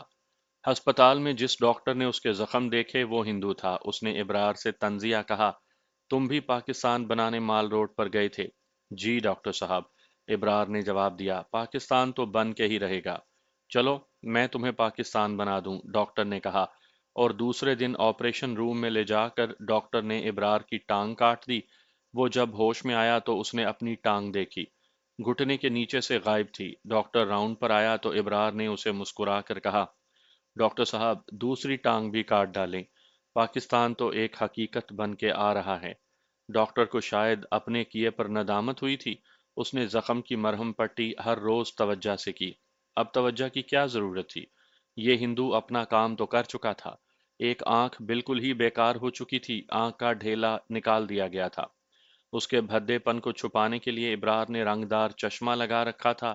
نئی بیساکھیاں اس کے قریب پڑی تھیں۔ ابرار ٹھہرے ٹھہرے سے لہجے میں مجھے یہ واقعہ سنا رہا تھا، جیسے اس کی ٹانگ کا کٹ جانا اور آنکھ کا بیکار ہو جانا کوئی ایسا اہم واقعہ نہیں تھا کہ کوئی اسے توجہ سے سنتا۔ ابرار بڑھ ہانک سکتا تھا۔ اسے پرجوش طریقے سے بازو لہرا لہرا کر یہ واقعہ سنانا چاہیے تھا۔ اسے حق حاصل تھا کہ اپنے کارنامے کو بڑھا چڑھا کر بیان کرتا، لیکن وہ غالباً اس کوشش میں تھا کہ اس کی زبان سے کوئی فالتو لفظ نہ نکل جائے۔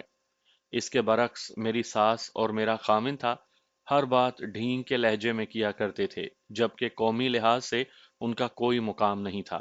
شاید یہی وجہ تھی کہ ابرار کے سامنے سے اٹھنے کو جی نہیں چاہتا تھا، مگر مجھے وہاں سے اٹھنا ہی تھا۔ میں اٹھی اور اپنے گھر کو چل دی۔ میرے ذہن میں ابرار کے سوا اور کچھ آتا ہی نہیں تھا۔ میرا مطلب یہ نہیں کہ میں ابرار کو دل دے بیٹھی تھی۔ یہ ایسی ویسی محبت کا معاملہ نہیں تھا۔ گھر کو جاتے ہوئے کبھی تو ذہن میں آتی کہ ابرار کی جگہ میں ہوتی، مجھے بہت دکھ ہوتا کہ میں اس جہاد میں شریک نہیں تھی۔ کبھی یہ سوچنے لگتی کہ یہ نوجوان اب کبھی اپنے سہارے چل نہیں سکے گا۔ وہ کوئی خوبرو نوجوان تو تھا نہیں، لیکن ایک آنکھ بند ہو جانے سے اس کا چہرہ بھدا ہو گیا تھا۔ ایسے ہی جذبات تھے جن میں الجھی ہوئی میں گھر پہنچی۔ اس وقت مجھے یہ معلوم نہیں تھا کہ پاکستان کی تاریخ اپنے ان مجاہدوں سے بے خبر رہے گی۔ بھائی عبد الجبار اور زاہدہ بہن کی کہانی پڑھی تو میں اپنی کہانی صرف یہ بتانے کے لیے لکھنے بیٹھ گئی کہ پاکستان بنانے والوں میں ابرار بھی تھا، اور پاکستان اپنے ہزار ہا ابراروں اور زاہدہ جیسی ہزاروں لاکھوں لڑکیوں سے نا آشنا ہے۔ میں تو قوم کی تحریک پاکستان کو فراموش کر بیٹھی تھی، بلکہ حالات نے فراموش کروا دیا تھا۔ ابرار نے میرے جذبات کو زندہ کر دیا اور مجھ میں محرومی اور مجبوری کا احساس پیدا کر دیا تھا۔ ظاہری طور پر میری ازدواجی زندگی ایک ہی ڈگر پر چلتی رہی۔ میرے خاوند کو 8ویں 10ویں روز دورہ پڑتا رہا۔ ویسے وہ نارمل رہتا تھا۔ میں اس پر اتنی غالب آ چکی تھی کہ میرے اشاروں پر ناچتا تھا۔ اپنی ساس اور نندوں کے سامنے میں کبھی کبھی اس کی ہمدردی کا اظہار بھی کر دیتی اور کبھی اکتاہٹ کا اظہار کر کے انہیں ڈرا بھی دیتی۔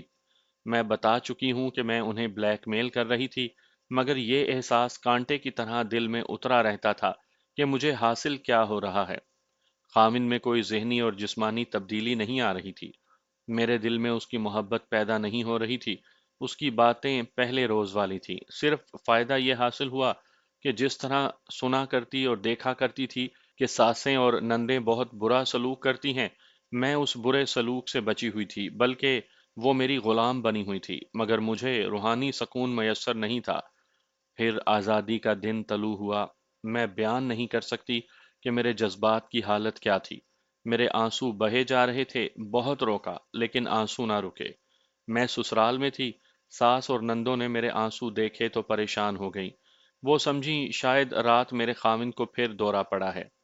میں نے انہیں تسلی دی اور بتایا کہ آج ہم آزاد ہیں اور اس روز کے لیے معلوم نہیں کتنی ماؤں نے اپنے نوجوان بیٹے قربان کر دیے ہیں، اور اس آزادی میں قوم کی معلوم نہیں کتنی بیٹیوں کا خون شامل ہے۔ میں جذباتی انداز میں انہیں کچھ بتا رہی تھی، تینوں نے سکون کا سانس لیا اور ساس ہنس کر بولی، ارے جا ہٹ برے، میں ڈر گئی تھی کہ نہ جانے کیا ہو گیا ہے۔ ان کے ابا پہلے ہی کہہ رہے تھے کہ پاکستان بن گیا تو بہت برا ہوگا۔ انگریزوں اور ہندوؤں کے ساتھ جو موج تھی وہ ان کے جانے کے بعد نہیں رہے گی۔ ہمارا کاروبار انہی لوگوں کے ساتھ چل رہا تھا۔ میری جذباتی حالت غصے کی نظر ہو گئی اور میں نے غصہ دبا لیا۔ تھوڑی دیر بعد میں ابرار کے گھر چلی گئی۔ میری سب سے پہلی مبارکباد کا مستحق وہی تھا۔ اس روز تک میں کئی بار اس کے ہاں جا چکی تھی۔ ایک بار اس کی ماں نے مجھے کہا کہ تم ہم پر بہت بڑا احسان کر رہی ہو، ابرار کے پاس بیٹھتی ہو، اچھی اچھی باتیں کرتی ہو تو اس کا دل بہل جاتا ہے اور اس کا حوصلہ قائم رہتا ہے۔ اس کے دوست اسے ملنے آتے ہیں، اس کے ساتھ ہنستے کھیلتے ہیں، تم آتی رہا کرو۔ آزادی کے روز اس کے گھر گئی تو اس کی وہ کرسی خالی تھی جس پر وہ بیٹھا ہوتا تھا۔ وہاں بیساکھیاں بھی نہیں تھیں۔ مجھے دکھ سا ہوا۔ بیٹھک میں کہہ کہے گونج رہے تھے۔ مجھے بتایا گیا کہ ابرار کے دوست آزادی کی مبارکباد دینے آئے ہیں۔ میں نے اس کی ماں سے کہا کہ میں بھی آزادی کی مبارکباد دینے آئی ہوں۔ ماں اسے بیٹھک سے بلا لائی۔ یہ پہلا موقع تھا کہ میں نے اسے بیساکھیوں پر چلتے دیکھا۔ اس سے پہلے اسے کرسی پر ہی دیکھا کرتی تھی۔ وہ ہنستا مسکراتا بیٹھک سے نکلا۔ میں نے دور سے ہی آزادی مبارک کا نعرہ لگایا اور میرے آنسو نکل گئے۔ مجھے خیال آیا کہ یہ کس طرح عقاب کی طرح اس ہندو تھانے دار پر جھپٹا ہوگا جس نے ایک لڑکی کو بازوؤں سے جکڑ رکھا تھا۔ پھر وہ پولیس سے آزاد ہونے کے لیے بھی لڑا ہوگا، مگر وہ جس مقصد کے لیے لڑا تھا وہ پا لیا تو وہ ایک ٹانگ اور ایک آنکھ سے محروم ہو چکا تھا۔ یہ تو ہنسنے کا دن ہے، اس نے میرے قریب آ کر کہا۔ تم رو رہی ہو؟ وہ میرا ہم عمر تھا اس لیے مجھے تم کہتا تھا اور میں بھی اسے تم کہتی تھی۔ یہ تو مجھے بھی معلوم نہیں کہ میں کیوں رو رہی ہوں، میں نے کہا۔ یہ شاید خوشی کے آنسو ہیں۔ تم جاؤ، دوستوں میں بیٹھو، میں تمہیں مبارکباد دینے آئی تھی۔ پردے کا خیال نہ ہو تو بیٹھک میں آ جاؤ، اس نے کہا۔ تین لڑکیاں بھی ہیں۔ اس نے اپنی ماں سے پوچھا، امی جان، میں اسے بیٹھک میں لے جاؤں؟ پھر سب لڑکیاں اندر آ جائیں گی۔ لے جاؤ بیٹا، ماں نے کہا۔ لڑکیوں کو اپنی بہنوں کے پاس بھیج دینا۔ میں بیٹھک میں گئی، تعارف ہوا، میں لڑکیوں کے ساتھ بیٹھ گئی۔ یہ سب آزادی کے جہاد کے مجاہدین تھے، لڑکے بھی اور لڑکیاں بھی۔ کیا نور تھا ان کے چہروں پر، ان سب کے چہروں پر فتح کی سرخی تھی۔ کاش میں آج کے نوجوانوں کے چہرے پر وہی سرخی دیکھ سکوں، مگر آج کے نوجوانوں کو اپنی روایات سے بے خبر رکھ کر ایسا فحاشی پرست بنا دیا گیا کہ ان کے چہروں پر شکست کی زردی ہے۔ میرا خامن بھی ایسا ہی نوجوان تھا جو شکست خوردگی کو روپے پیسے کے ڈھینگوں اور نمائش میں چھپانے کی کوشش کرتا رہتا تھا، مگر میں جو اس کی بیوی تھی اس سے نفرت کرتی تھی، اور یہ نفرت اسے کہاں اور مجھے کہاں لے گئی وہ میں آپ کو سناتی ہوں۔ ابرار نے مجھے جن نوجوان لڑکوں اور لڑکیوں میں جا بٹھایا تھا، ان کے چہروں پر وہی رونق تھی جو محمد بن قاسم کے چہرے پر ہندوستان فتح کر کے آئی ہوگی، اور جو صلاح الدین ایوبی کے چہرے پر ہر فتح کے بعد آتی ہوگی۔ ان خواتین کے چہروں پر بھی ایسی ہی رونق آئی ہوگی جنہوں نے رسول خدا صلی اللہ علیہ وآلہ وسلم کو دشمن کے گھیرے میں بچایا تھا۔ میں نے یہ نور ان لڑکیوں کے چہرے پر دیکھا جو آزادی کے روز ابرار کے کمرے میں بیٹھی تھیں۔ 10-15 روز کے بعد میں پھر ابرار کے گھر گئی۔ یوں سمجھیے کہ ابرار کا گھر میرے لیے درگاہ بن گیا تھا، وہاں جا کر سکون ملتا تھا۔ اس روز گئی تو ابرار اپنے کمرے میں بیٹھا تھا۔ مجھے اس کی بہنوں نے یہ خوشخبری سنائی کہ ابرار کی مصنوعی ٹانگ آ گئی ہے۔ میں نے اس کی مصنوعی ٹانگ دیکھی جو اس نے اسی روز لگائی تھی۔ میں اس کے پاس بیٹھ گئی، اس کی ماں کہیں باہر گئی ہوئی تھی۔ ایک بہن باورچی خانے میں تھی، دوسری میرے پاس بیٹھی تھی۔ کچھ دیر کے بعد وہ میرے لیے چائے بنانے چلی گئی۔ ابرار نے مجھے کہا کہ وہ مصنوعی ٹانگ پر چل کر مجھے دکھاتا ہے۔ اسے ابھی چلنے کا ڈھنگ نہیں آیا تھا۔ وہ اٹھا، مصنوعی ٹانگ سے 2-3 قدم لیے تو لڑکھڑا گیا۔ رک کر کہنے لگا کہ خاصی مشق کی ضرورت ہے، کر لوں گا۔ میں اٹھ کر اس کے قریب ہو گئی اور اسے چلنے کو کہا۔ اس نے 3 4 قدم سنبھل سنبھل کر اٹھائے، میں ساتھ ہی رہی۔ اس ٹانگ سے وہ ذرا لمبا قدم اٹھا بیٹھا اور سنبھل نہ سکا۔ گرنے لگا تو میں نے اس کی کمر میں بازو ڈال کر اسے سنبھال لیا۔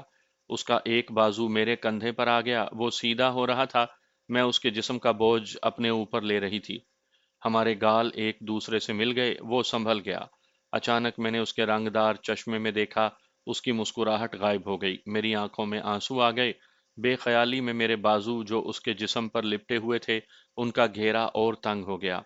ابرار، میرے ہونٹوں سے روتی ہوئی سرگوشی نکلی، ہمت نہ ہار بیٹھنا، میں تمہارے ساتھ ہوں۔ کب تک میرے ساتھ رہو گی؟ اس نے متانت سے پوچھا۔ جب تک کہو گے، میں نے کہا۔ اپنا آپ تم پر قربان کر دوں گی، اگر میری ٹانگ اور میری آنکھ تمہارے جسم کے ساتھ پیوست ہو سکتی ہے تو ابھی ہسپتال لے چلو۔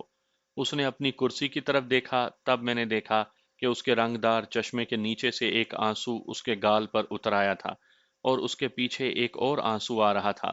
میں نے اس کے آنسو اپنے آنچل میں جذب کر لیے اور جانے میرے دماغ کو کیا ہوا کہ میں نے اپنا آنچل اپنے ہونٹوں پر مل دیا۔ عجیب بات یہ ہوئی کہ اس کے آنسو دیکھ کر میرے آنسو خشک ہو گئے۔ اس کی بہن ابھی چائے لے کر نہیں آئی تھی، میں اسے کرسی پر لے گئی۔ تم نے جذباتی سی بات کہہ دی ہے کہ میں تمہارے ساتھ ہوں، اس نے کہا، مگر اب کوئی لڑکی میرا ساتھ نہیں دے سکے گی۔ تمہیں معلوم نہیں کہ 2 سال گزرے میری منگنی ہوئی تھی، لڑکی والوں نے دوسروں کی زبانی میرے والدین کی خوشامدیں کی تھیں کہ ہماری بیٹی کو قبول کر لیں اور باقاعدہ منگنی ہو جائے۔ وہ ہو گئی۔ پرسوں کی بات ہے کہ لڑکی کے والدین کا پیغام آیا ہے کہ منگنی کو منسوخ سمجھیں کیونکہ تمہارا بیٹا بیکار ہو چکا ہے۔ میری امی نے غلطی کی کہ ان کے گھر چلی گئیں اور منگنی نہ توڑنے کے لیے کہا۔ لڑکی کی ماں نے بڑی بدتمیزی سے کہا کہ ہم لنگڑے اور کانے کو بیٹی نہیں دیں گے۔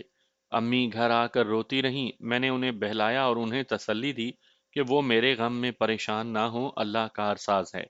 میں وہاں سے نکلی تو میرے ذہن کو یہ سوچ ڈس رہی تھی کہ ابرار جسمانی اور ذہنی لحاظ سے مکمل انسان تھا اور خاوند بننے کی اہلیت رکھتا تھا۔ اس کے مقابلے میں میرا خاوند جسمانی لحاظ سے مکمل تھا اور خوبصورت بھی تھا، مگر اس میں خاوندوں والی کوئی صفت نہیں تھی۔ وہ اندھوں اور لنگڑوں سے بدتر تھا، اسے لوگ اپنی بیٹیوں کے رشتے پیش کرتے تھے۔ مالی لحاظ سے ابرار کا خاندان خوشحال تھا۔ اس کے بڑے بھائی کا کوئی کاروبار کراچی میں تھا اور باپ کا کاروبار یہیں تھا۔ میں اب تھوڑے تھوڑے دنوں کے وقفے سے ابرار کے گھر جانے لگی۔ ابرار مصنوعی ٹانگ پر اچھی طرح چلنے لگا، مگر وہ ہر وقت یہ ٹانگ باندھ کر نہیں رکھ سکتا تھا۔ اسے ٹانگ اتارنی پڑتی اور گھر میں بیساکھیوں پر چلنا پڑتا تھا۔ 3 ماہ کے بعد اس نے اپنے والد کی دکان پر جانا شروع کر دیا۔ اسے کہیں نوکری کرنے کی ضرورت نہیں تھی۔ ان کی دکان اتوار کو بند ہوتی تھی، اس لیے میں اتوار کے روز اس کے گھر جاتی تھی۔ معلوم نہیں یہ وہی افسانوں یا فلموں والی محبت تھی یا کیا تھا۔ میں اس حقیقت کا اعتراف کرتی ہوں کہ ابرار میرے ذہن میں سما گیا تھا اور بعض اوقات مجھے یقین سا ہو جاتا تھا کہ میں ابرار کی خدمت کے لیے پیدا ہوئی ہوں۔ وہ بھی سمجھ گیا تھا کہ میں اس کے گھر اس کی بہنوں کے پاس نہیں بلکہ اس کے پاس جاتی ہوں، اور میری ہمدردی رسمی نہیں دلی ہے، لیکن اس نے کبھی کوئی گھٹیا سی بات نہیں کی تھی۔ البتہ ہماری بے تکلفی بہت بڑھ گئی تھی۔ اس نے میرے سامنے رنگدار چشمہ کبھی نہیں اتارا تھا۔ ایک روز میں نے اسے چشمہ اتارنے کو کہا تو وہ بولا، نہیں، آنکھ بہت بری لگتی ہے۔ میں نے اپنے ہاتھ سے اس کا چشمہ اتار دیا۔ اس کی آنکھ واقعی بہت بھدی لگتی تھی۔ صرف پپوٹے تھے جن میں سے اوپر کے پپوٹے پر زخم کا بھدا سا نشان تھا، ڈھیلا نہیں تھا۔ پپوٹوں کے درمیان تھوڑا سا خلا تھا۔ اگر یہ آنکھ کسی اور کی ہوتی تو میں دیکھتے ہی منہ پھیر لیتی، لیکن یہ آنکھ پاکستان پر قربان ہوئی تھی، اس لیے مجھے اس کا بھدا پن اچھا لگا، مگر میرا چہرہ اداس ہو گیا۔ میں نے کہا تھا نا، چشمہ نہ اتارو، اس نے رنجیدہ لہجے میں کہا۔ اب تو میرے پاس نہیں بیٹھا کرو گی، مجھے آنکھ پر افسوس ہو رہا ہے، میں نے کہا۔ کہو تمہارے کتنے قریب بیٹھوں، اگر میری شادی نہ ہو چکی ہوتی تو تم میرے ساتھ شادی کر لیتی۔ مجھے اس کے یہ الفاظ اچھی طرح یاد ہیں۔ اس نے مجھے پوری بات نہیں کرنے دی تھی، ٹوک کر بولا، یہ صرف کہنے کی باتیں ہیں، تمہاری شادی نہ ہو چکی ہوتی تو تم میرے قریب بھی نہ آتی۔ میں اسے کوئی جواب نہ دے سکی۔ 1 2 ماہ بعد پتہ چلا کہ اس کی ماں نے 2 گھروں سے ابرار کے لیے رشتے کی بات کی تو دونوں نے لڑکے کو اپاہج کہہ کر رشتہ دینے سے انکار کر دیا۔ یہ ایسی چوٹ تھی جسے ابرار آسانی سے برداشت نہ کر سکا۔ اس نے مجھے بتایا کہ وہ جانتا ہے کہ اسے کوئی رشتہ نہیں دے گا۔ اس نے کہا، مجھے اس حق سے محروم کر دیا گیا ہے، مجھے اب اکیلے جینا ہے۔ میں نے اپنے جذبات کو کچلنے کی کوشش شروع کر دی ہے۔ میں اپنے آپ کو مارنے میں کامیاب ہو جاؤں گا، پھر میں مشین کی طرح کام کیا کروں گا۔ ایسا نہیں ہوگا، میں نے اسے کہا، تم اکیلے نہیں رہو گے۔ میں نے کہہ تو دیا، لیکن مجھے احساس تھا کہ میں کھوکھلی باتیں کر رہی ہوں۔ اگر طلاق لینی آسان ہوتی تو میں خاوند سے طلاق لے کر ابرار کے ساتھ شادی کر لیتی۔ کچھ اور وقت گزرا تو میں نے محسوس کیا کہ وہ تنہائی کو محسوس کر رہا ہے۔ وہ جوان تھا، صحت مند تھا، وہ اپنے جذبات کو نہیں دبا سکتا تھا، کوشش ضرور کر رہا تھا۔ اس کا طریقہ اس نے یہ اختیار کیا کہ فلاسفروں کی طرح باتیں کرنے لگا تھا۔ ایسے حقیقت پسند جوان کو بوڑھے فلاسفروں کی طرح باتیں کرتے دیکھا تو مجھے اچھا نہ لگا۔ وہ دراصل اپنی محرومی کے پیدا کردہ خلا کو پر کرنے کی کوشش میں تھا۔ آپ میرے خلاف جو بھی فتویٰ دیں میں اسے قبول کر لوں گی، لیکن جھوٹ نہیں بولوں گی۔ میں نے ایک روز جب مجھے اس کے ساتھ 2-3 منٹ کی تنہائی میں بات کرنے کا موقع مل گیا، اسے کہا کہ وہ اوپر والے کمرے میں منتقل ہو جائے۔ ان کے مکان کی بالائی منزل پر ایک کمرہ اور برآمدہ تھا۔ میں نے اسے صاف کہہ دیا کہ میں اس کے پاس تنہا بیٹھنا چاہتی ہوں۔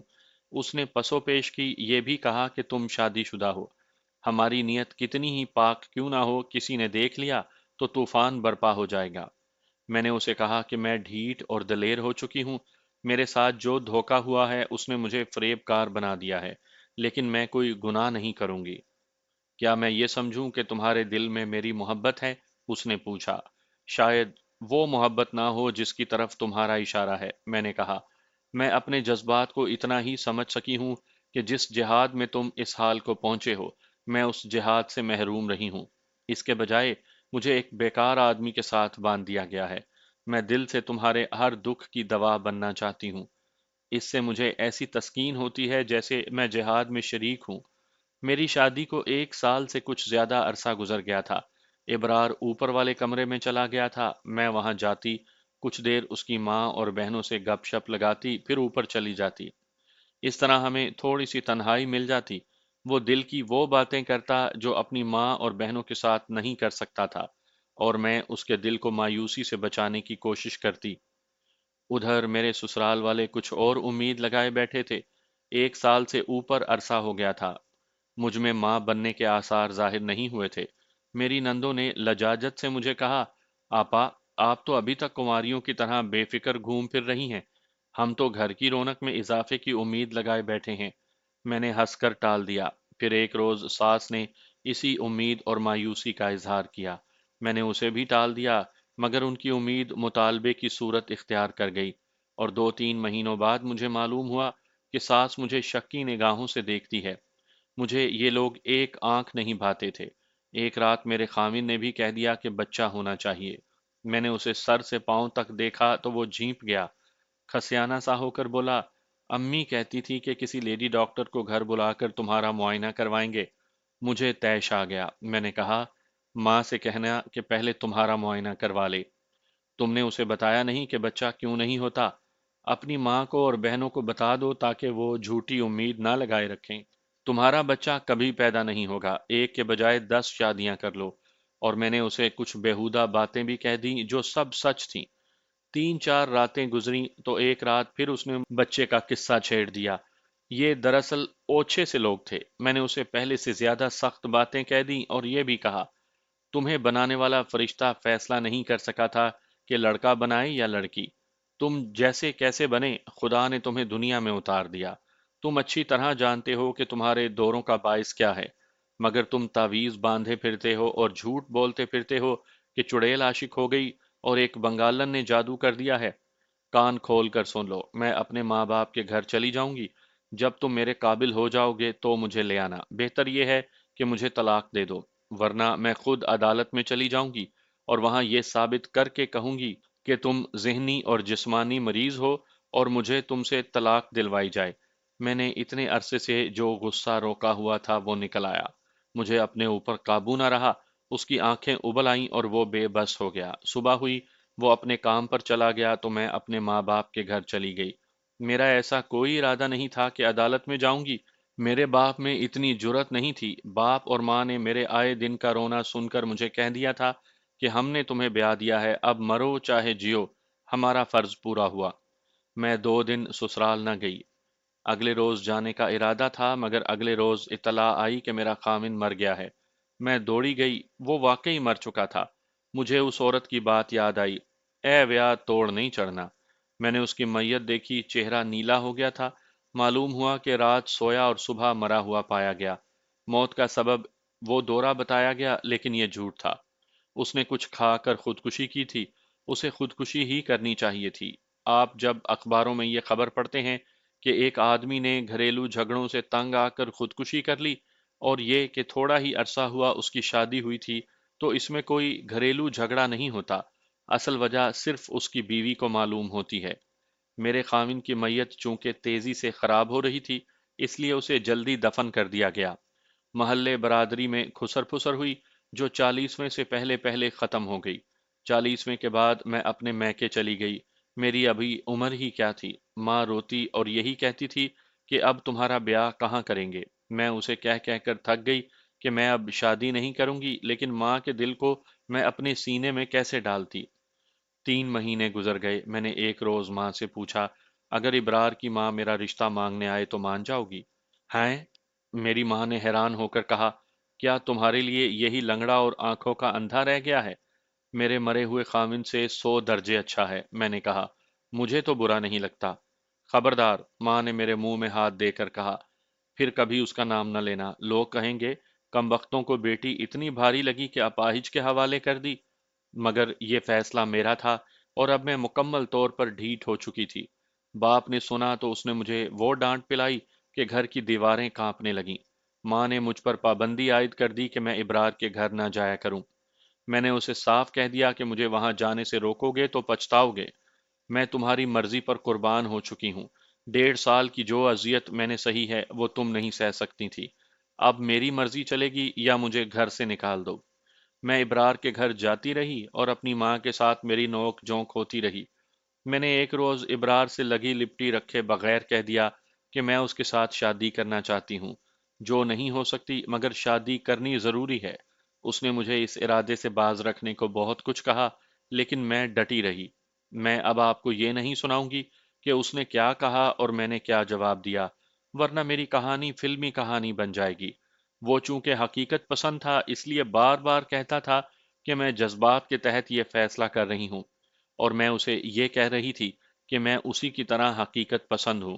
میں نے اسے یہ بھی کہا تھا، میں نے پہلے روز تمہیں دیکھا تو میرے دل نے مجھے کہا تھا کہ تم ہی اس کی بے ساکھی ہو، مگر مجھے پتہ نہیں چل رہا تھا کہ میں اندھے کی لاٹھی اور معذور کی بے ساکھی کیسے بن سکتی ہوں۔ اب میں تمہیں تنہا زندگی بسر نہیں کرنے دوں گی۔ تم یہ نہیں کہہ سکو گے کہ پاکستان کے لیے اتنی بڑی قربانی دے کر تمہیں پاکستان نے کچھ نہیں دیا۔ دوسری یا شاید تیسری ملاقات میں فرار کا ارادہ پکا ہو گیا۔ ابرار نے گھر والوں کو بتائے بغیر اپنے کراچی والے بڑے بھائی کو خط لکھا، جس میں ساری بات کھل کر لکھ دی۔ بڑے بھائی کے ساتھ اس کی دوستانہ سی بے تکلفی تھی۔ معذوری کی وجہ سے یہ بھائی اس کا بہت خیال رکھتا تھا۔ 7ویں 8ویں روز کراچی سے جواب آ گیا، آ جاؤ۔ ایک روز ابرار گھر یہ بتا کر نکلا کہ دوستوں سے ملنے جا رہا ہے۔ میرے لیے گھر سے نکلنے کے کئی بہانے تھے۔ میں ابرار سے ریلوے اسٹیشن پر ملی اور ریل گاڑی نے ہمیں کراچی پہنچا دیا۔ ابرار نے بھائی کو تار دے دیا تھا، وہ کراچی چھاؤنی کے اسٹیشن پر موجود تھا۔ اس نے اپنی بیوی کو اعتماد میں لے لیا تھا۔ تیسرے روز ہمارا نکاح پڑھا دیا گیا اور ابرار اپنے بھائی کے ساتھ کام کرنے لگا۔ میں نے اپنے ماں باپ کو خط لکھ کر انہیں بتا دیا کہ میں کہاں ہوں اور میں نے شادی کر لی ہے۔ تھوڑے عرصے بعد ابرار کے ماں باپ نے اس کی یہ خطا معاف کر دی، لیکن مجھے میرے ماں باپ نے نہ بخشا۔ اب وہ اس دنیا میں نہیں ہیں، اللہ انہیں بخشے۔ میری ساس اور سسر بھی اللہ کو پیارے ہو چکے ہیں۔ میرے بھائی بیویوں بچے والے ہو گئے ہیں، وہ شاید مجھے بھول چکے ہوں گے۔ میں اب اپنے بچوں اور ابرار میں مگن رہتی ہوں۔ زاہدہ کی کہانی پڑھی تو ابرار نے کہا، آؤ ہم اپنی کہانی لکھتے ہیں۔ ہم دونوں بیٹھ گئے اور مل کر کہانی مکمل کر لی۔ یہ فیصلہ اب آپ کو کرنا ہے کہ میں مجرم کی بیوی ہوں یا مجاہد کی۔